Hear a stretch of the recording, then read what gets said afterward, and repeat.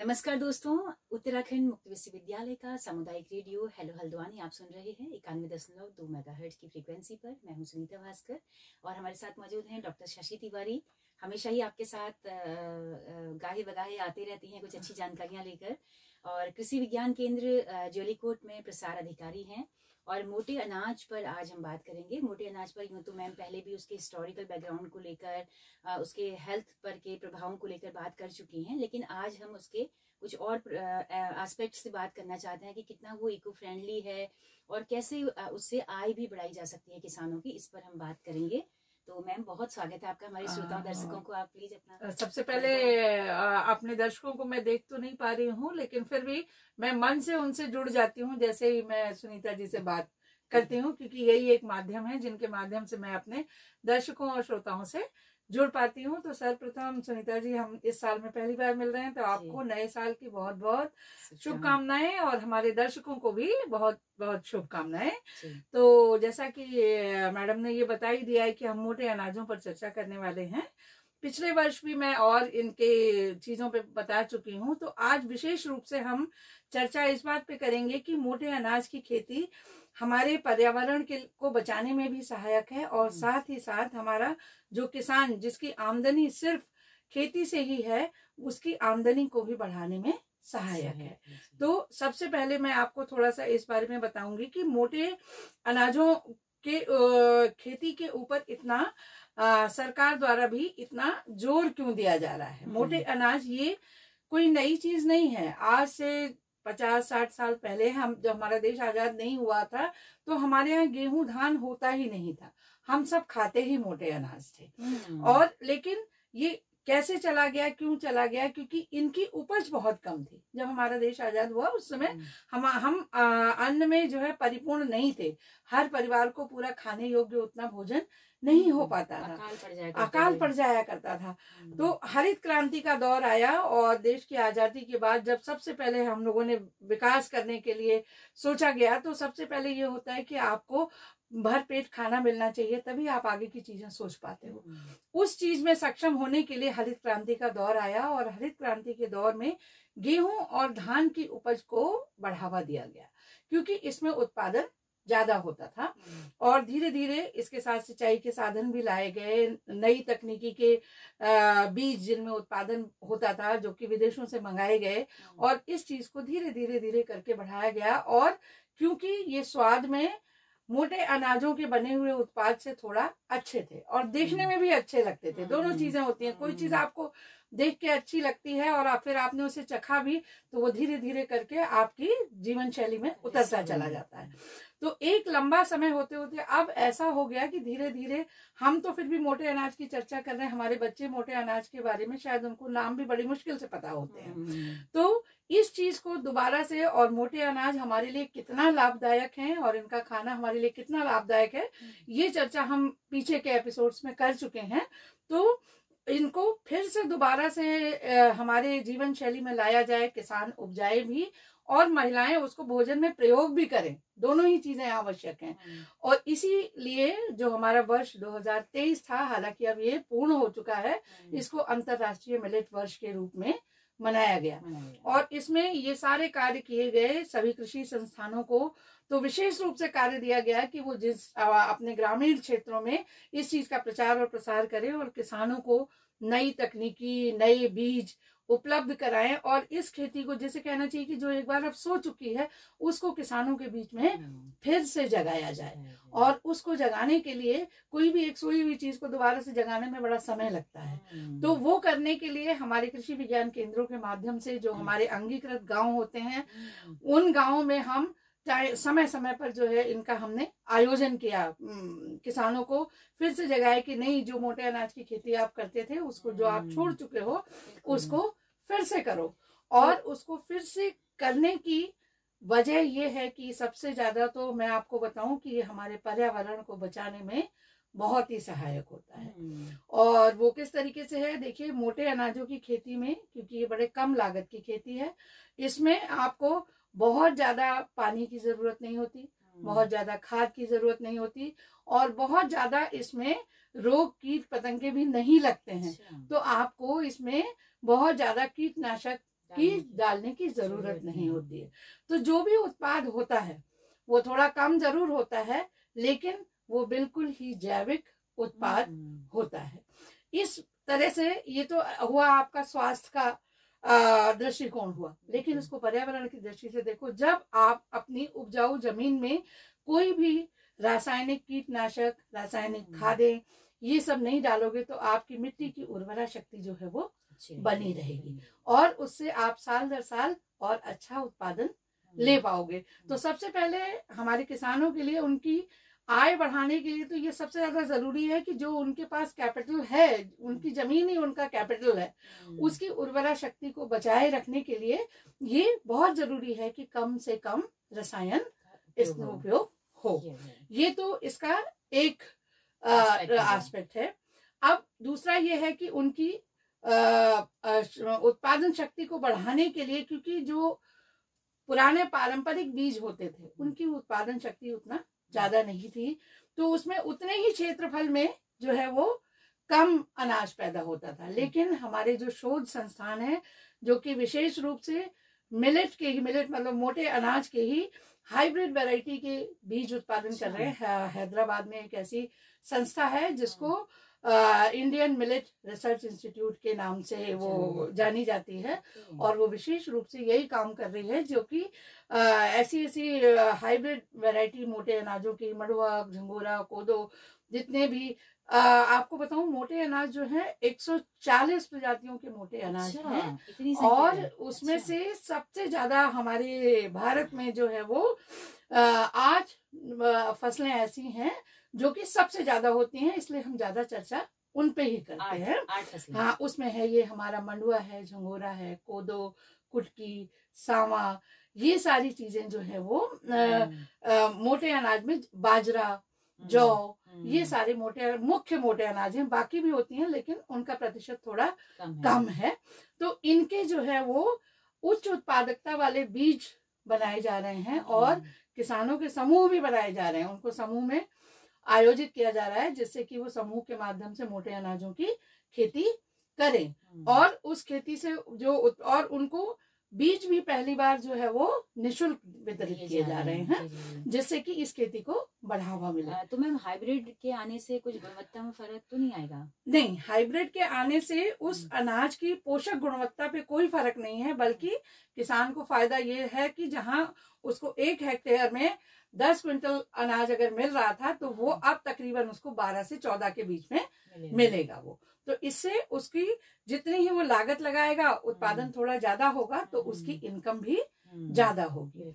और दूसरी बात ये रही कि हम खेती की हम जो बात करते हैं, अगर खेती ही उसका मुख्य आय है तो उस आय को बढ़ना भी चाहिए, क्योंकि अब आपकी जरूरतें पहले की अपेक्षा बहुत ज्यादा होती हैं। सिर्फ एक खाना और रहने से ही आपका काम नहीं चलता है, आपको नगद पैसे की भी जरूरत होती है। हाँ, स्कूल जा रहा है और भी बहुत सारी आवश्यकता होती है जिनके लिए आपको नगद पैसों की जरूरत होती है। तो ये मोटे अनाजों की जो खेती थी हमारे किसानों ने क्यों छोड़ी? क्योंकि धीरे धीरे जब हरित क्रांति का दौर आया तो इस चीज के खरीदार कम हो गए। मोटे अनाज को ऐसा जाने लगा कि अगर कोई गलती से उसकी खेती करता भी है तो उसे ये जाना जाता था कि नहीं ये तो जैसे निम्न स्तर की खेती कर रहा है, उसी स्तर के लोगों के खाने की। हाँ, इसलिए लेकिन अब इसको बढ़ावा दिया जा रहा है, और हमारी सरकार ने इसके जिसको हम कहते हैं कि MSP मिनिमम सपोर्ट प्राइस जो होता है वो भी इन्होंने धान और गेहूं की अपेक्षा ज्यादा कर रखे हैं। जिससे कि किसान अगर उपजा रहा है तो उसको पैसा मिलना जरूरी है उस उत्पाद को, और उसके लिए FPO के माध्यम से, ये फूड प्रोड्यूस ऑर्गेनाइजेशंस होते हैं जो कि सीधे किसान के ही द्वार से उस उत्पाद को उठाते हैं और मिनिमम सपोर्ट प्राइस उनको मिल जाता है। तो इसका जहाँ पे ये पहले मंडुआ और झंगोरा 7-8 रुपए किलो खरीद लेते थे जो हमारे बिचौलिया होते थे, अब FPO के माध्यम से उनको कम से कम 30 रुपया प्रति किलो अपने घर से मिल जाता है, और जिसमें कि उन्हें सिर्फ पैदा करके अपने घर पे ही लाना है। और इसी का देखिए, किसी भी चीज से आय बढ़ाने में एक तो आपने उत्पादन बढ़ा लिया, ठीक है, लेकिन उत्पादन बढ़ाने के बाद उस किसान के लिए बाजार भी होना चाहिए, उसका और बढ़ावा होना चाहिए, तभी उसको नगद मिलेगा वो। तो इसके लिए हमारी सरकार ने जो है वो जगह जगह इनके कलेक्शन सेंटर्स भी पूरे देश में बनाए हैं, कलेक्शन सेंटर्स बनाए हैं, जहाँ पे वो ये मोटे अनाज वो किसानों से खरीदते हैं और फिर इन एफपीओ से जो है वो बड़ी बड़ी जो फैक्ट्रियां हैं, विशेष रूप से ये जो बच्चों का भोजन बनता है, बेबी फूड जिसको हम कहते हैं, जैसे आप सेरेलैक और फेरेक्स ये सब चीजें जो खरीदते हो, उसमें जो कच्चा माल इस्तेमाल होता है वो ये मोटे अनाज का इस्तेमाल करते हैं। मतलब अभी तक होता है या अब हो रहा है? ये सारी चीजों को अब उठाया जा रहा है, अब इनको बढ़ावा दिया जा रहा है, क्योंकि मोटे अनाजों में कैल्शियम और आयरन बहुत अधिक मात्रा में होता है और एक बढ़ते हुए बच्चे को कैल्शियम आयरन की बहुत आवश्यकता होती है। तो ये तो एक पोषक तत्व का पॉइंट रहा। दूसरी तरफ क्या होता है कि न्यूट्रिशन के साथ साथ ये शरीर के पाचन तंत्र को भी ठीक रखता है। आपने सुना होगा कि जैसे बच्चों को ये कब्ज वगैरह इन सब चीजों की बहुत शिकायत होती है, तो जो बेबी फूड आप देते हो उससे पोषक तत्व तो उसको मिलता है, लेकिन एक होता है रेशा, जो कि आपके शरीर के पाचन तंत्र को ठीक करने में बहुत ही सहायक होता है। उसकी मात्रा जो है हमारे मोटे अनाजों में सबसे ज्यादा पाई जाती है, तो ये स्वास्थ्य की दृष्टि से भी बहुत ही लाभकारी होता है बच्चों के लिए। तो और इनकम बढ़ाने की, और मैं आपको बताऊं, अपने ही देश में नहीं, विदेशी कंपनियां, जापानी कंपनियां, अमेरिकन कंपनियां, उनके यहाँ मोटे अनाज तो नहीं होते हैं। हम यहाँ एक चीज और जोड़ना, मैं थोड़ा सा अपने उससे वो हो जाती हूँ, मोटे अनाज के हम जो है वो सबसे बड़े उत्पादक हैं। अच्छा। हमारा देश सबसे बड़ा उत्पादक है, और इसी वजह से माननीय प्रधानमंत्री जी ने इस सन 2023 को, बहुत सारे देश थे ना, लेकिन हमारे ही देश में ये मनाया गया, अंतर्राष्ट्रीय मिलेट वर्ष के रूप में मनाया गया। वो इसी वजह से मनाया गया क्योंकि हम सबसे बड़े उत्पादक हैं और दुनिया के दूसरे नंबर के निर्यातक भी हैं। कि हम अपने यहाँ तो हम खाते ही खाते हैं, लेकिन इतने स्तर पे, इसका मतलब है कि बाकी विश्व में बहुत कम लोगों के पास है जो कि अपने आप इसको बना सके। तो हमारे कृषक भाइयों के पास बहुत बड़ी अपॉर्चुनिटी है, आप कहिए कि, क्योंकि वो जितना उत्पाद करेंगे उनको लेने के लिए बाजार है, और उस बाजार को भी हमारी सरकार ने जो है वो बहुत अच्छे ढंग से क्रियान्वित तरीके से, किसान को बहुत उसमें मेहनत करने की, और बस सिर्फ उसको एक बार अपना पंजीकरण कराना है अपने एफपीओ में, और उस एफपीओ के माध्यम से उनके पास डिमांड आती है और वो आपकी जो उत्पाद है वो खरीदते हैं। ये हमारी सरकार के द्वारा किया हुआ कार्य है।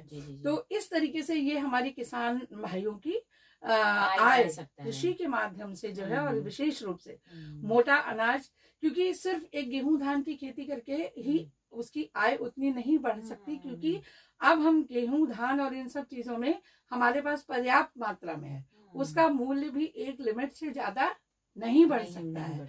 लेकिन मोटे अनाजों का प्रयोग हमारे दैनिक आहार के साथ साथ दवाइयों के रूप में बहुत है, बच्चों के आहार के रूप में बहुत है। इस वजह से इन चीजों के दाम हमारे किसान भाइयों को और अच्छे तरीके से मिल सकते हैं। तो ये परिप्रेक्ष्य था जिसके माध्यम से हमारे किसान भाइयों की आय बढ़ाई जा सकती है कृषि के माध्यम से। जी, तो बहुत अच्छी जानकारी मैम आपने दी। तो अब जो ये हम देखते हैं कि जैसे बच्चों के हम फूड खिलाते हैं, कॉर्नफ्लेक्स है, फीड फ्लेक्स है, तो कुछ दिनों में मडवे के फ्लेक्स और ये सब भी आने लगेंगे। ये मैं आपको बताऊं, अभी नवंबर के माह में ये मेरा अपना विचार है, मैं हालांकि थोड़ा सा हट रही हूँ, हम लोगों को हमारे विश्वविद्यालय की तरफ से ये दिल्ली प्रगति मैदान में वर्ल्ड फूड इंडिया का अंतरराष्ट्रीय स्तर का एक एग्जीबिशन हुई थी, जिसमें मैंने खुद प्रतिभाग किया था। हम अपने विश्वविद्यालय की ओर से गए थे, वहां पे विदेशों की कंपनियां आई थी पूरे विश्व से, जहां जहां जो लोग ये मोटे अनाजों के उत्पाद बनाते हैं, लेकिन उनके पास मोटे अनाज है नहीं, उनके पास रॉ मटेरियल नहीं है, लेकिन उनके पास टेक्नोलॉजी है, हाँ वो है। तो हमारे देश में भी लोगों को, क्योंकि देखिए उनके पास टेक्नोलॉजी है, हमारे पास रॉ मटेरियल है, तो हम दोनों मिलके काम करें तो हमारा जो है वो आय अपने आप उनके लिए भी अच्छा है और हमारे लिए भी अच्छा है। तो वहां पे मैंने देखा कि जो कि फास्ट फूड है, एक जापानीज स्टॉल था जहाँ फास्ट फूड जो उनके नूडल्स थे वो मड़वे के नूडल्स थे। अच्छा। जो उनके ये चाउमीन था वो सोयाबीन बेस्ड था। अच्छा। हर चीज में जो उसका मेन आधार जो था वो मोटे अनाज के बने हुए थे, और स्वाद में भी वो बहुत अच्छे थे। क्योंकि मैं वहां खुद थी, उन्होंने वो चखा रहे थे सबको, जिससे कि लोगों को पता चले कि हाँ मोटे अनाज के फास्ट फूड, जैसे कि अब आप आज की नई जनरेशन को अगर कहो, हाँ मोमोज भी बनाए थे, मोमोज भी थे, बहुत इस तरीके की बहुत सारी चीजें थी। और विशेष रूप से देखिए जो हमारी यंग जनरेशन होती है, क्योंकि वो फास्ट फूड के पीछे बहुत होती है, भागती है। और दूसरी उसकी वजह ये भी कि एक तो आजकल सभी युवा लोग सब, लड़कियां भी और लड़के भी सब काम में इतने व्यस्त होते हैं कि बना बनाया जल्दी से जो मिले तो वो जो है उन्हें आसान होता है। तो वहां पर रेडी टू ईट में आपको बिल्कुल भी कुछ करने की जरूरत नहीं है, आपने खोला और खा लिया, लेकिन वो होगा मोटे अनाज का। तो आपका समय तो बच रहा है, लेकिन स्वास्थ्य भी आपका, पोषण भी मिल रहा है। और कुछ रेडी टू कुक, मतलब जस्ट आपको उसको 5 मिनट के लिए बॉईल करना है, या आपको ओवन में उसे बेक कर लेना, इतना ही करना है। तो जो इसकी विधि है, वैसे मोटे अनाजों का भोजन बनाने में थोड़ा टाइम लगता है, क्योंकि इनका हर मोटे अनाज का कुकिंग पीरियड भी अलग अलग होता है। लेकिन सॉरी, मोटे अनाज का रेडी टू ईट और रेडी टू कुक फॉर्म आने से ये और भी आसान है कि हम अपने दैनिक आहार में हम आसानी से शामिल कर सकते हैं। तो ये थोड़े मेरे विचार थे जो मैं चाह रही थी कि मैम इसके साथ मुझे लगता है ये भी जरूरी है कि अगर जैसे हम उत्पादक हैं, हाँ, आइडियाज भी हमारे पास ऐसा नहीं, बस टेक्नोलॉजी की थोड़ा कमी है, तो हमें अपने इन उत्पादों को जीआई टैग भी करवाना चाहिए। हाँ हाँ बिल्कुल, जीआई टैग भी कराना चाहिए, बिल्कुल। जीआई टैग कराने से आपका नूडल जो है वो जापान जीआई टैग करवा रहा है, अपना पेटेंट करवा रहा है। तो ऐसे हम भी करा सकते हैं। जो मैंने अभी आपको थोड़ी देर पहले बताया था, हैदराबाद में जो इंस्टीट्यूट है, Indian institute of millet research का, वो ये पेटेंटिंग कराने का भी काम करते हैं। तो ये थोड़ी सी कुछ जानकारियां थी जो मैं अपने महिला कृषकों के साथ, विशेष रूप से पहाड़ में खेती तो महिलाएं ही करती हैं, तो वो हमारी बहनें इसको छोड़े ना, क्या बात है, और इसको आगे बढ़ाती रहे, खेती भी करें, अपने आहार में भी शामिल करें, और ये चिंता ना करें कि उनका बनाया हुआ उत्पाद या पैदा किया हुआ उत्पाद बाजार में बिकेगा नहीं, ऐसा नहीं होगा। इसके लिए हमारी सरकार ने पूरी व्यवस्था की है। तो मैम बहुत शुक्रिया, इतना कीमती वक्त आपने हमारे, धन्यवाद मैडम। और मुझे बहुत अच्छा लगता है क्योंकि आप ही मेरा एक लिंक है जिसके माध्यम से मैं अपने विचारों को अपनी कृषक महिलाओं तक पहुंचा पाती हूँ। बिल्कुल मैम, आप नैनीताल डिस्ट्रिक्ट में, आप पंतनगर विश्वविद्यालय का कृषि विज्ञान केंद्र में हैं, और नैनीताल डिस्ट्रिक्ट का ये रेडियो है। हाँ, तो बस इंतजार करते हैं आपका। चीज दिमाग में क्लिक करती है तो मुझे लगता है अच्छा ठीक है, वहाँ चलेंगे तो सबको ये मैसेज कन्वे हो जाएगा। बिल्कुल।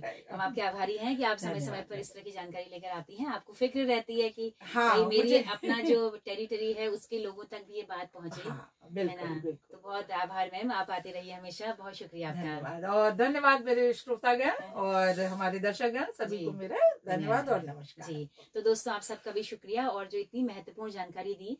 ये जो मोटा अनाज है दोस्तों, ये लाखों सालों से हमारे जो भोजन खोजी लोग रहे, हमारे जो पूर्वज रहे हैं, उन्होंने पता नहीं कितनी मेहनतों से मैम इसको इकट्ठा किया, खाने लायक चीजों को कलेक्ट किया कि ये खा सकते हैं, इसमें जहर है, इसको नहीं, और कितने लोग मरे भी होंगे उस टेस्ट को करने में, है ना। और इस चीज को हमें अपने जीवन शैली को और अपने स्वास्थ्य को सुधारने के लिए दोबारा से इसको उठा के शुरू करना है, और अपने पूर्वजों के लिए भी हमें ग्रेटिट्यूड देना चाहिए कि उन्होंने इस तरह की खाने योग्य चीजें हमारे लिए खोजी। और बहुत शुक्रिया आप सबका भी। तो दीजिए इजाजत डॉक्टर शशि तिवारी जी के साथ में अपनी रेडियो मित्र सुनीता भास्कर को। नमस्कार। नमस्कार। Thank you madam. ये मेरे को एक थीम